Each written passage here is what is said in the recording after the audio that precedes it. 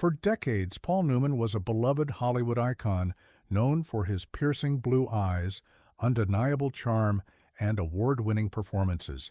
He was respected by fans, adored by co-stars, and revered by critics. But not everyone shared in the admiration. Behind the scenes, one man in particular harbored an intense dislike for the silver screen legend. That man was none other than Steve McQueen, the king of cool himself. The rivalry between Paul Newman and Steve McQueen was not only real, it was deeply personal. Now, with newly uncovered interviews, memoirs, and behind-the-scenes accounts, we finally understand why McQueen utterly hated Paul Newman. At first glance, both Newman and McQueen seemed cut from the same cloth. Ruggedly handsome, fiercely independent, and passionate about fast cars. They were both Hollywood A-listers who valued privacy, worked hard, and refused to conform to the typical Hollywood mold. But it was precisely those similarities that fueled their mutual resentment, particularly on McQueen's end. While Newman's ascent in the film industry was marked by consistency and critical acclaim, McQueen's rise was more tumultuous.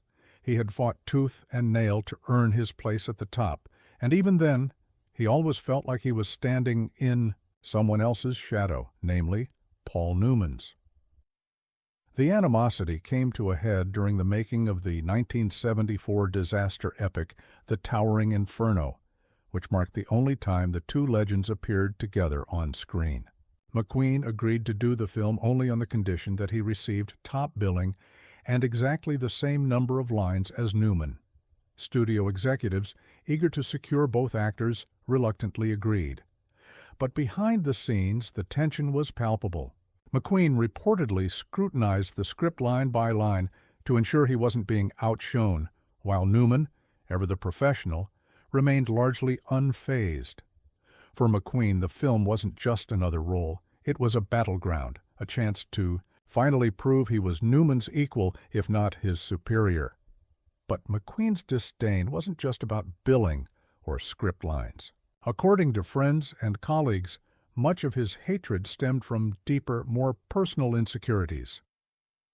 McQueen had a troubled upbringing marked by abandonment, abuse, and time spent in reform school. He carried that pain with him into adulthood, often using it as fuel for his success. Newman, on the other hand, came from a more stable background and often seemed effortlessly poised.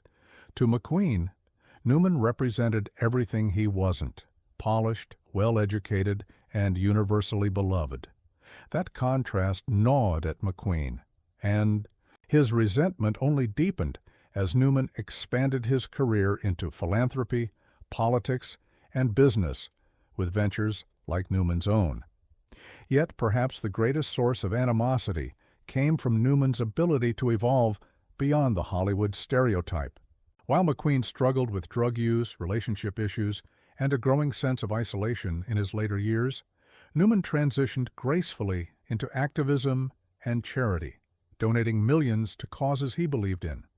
That public image, cool, kind, and competent, only reinforced McQueen's perception that he could never truly compete. Despite his success and fame, McQueen remained haunted by feelings of inadequacy, and Newman was the unfortunate mirror that reflected his deepest doubts.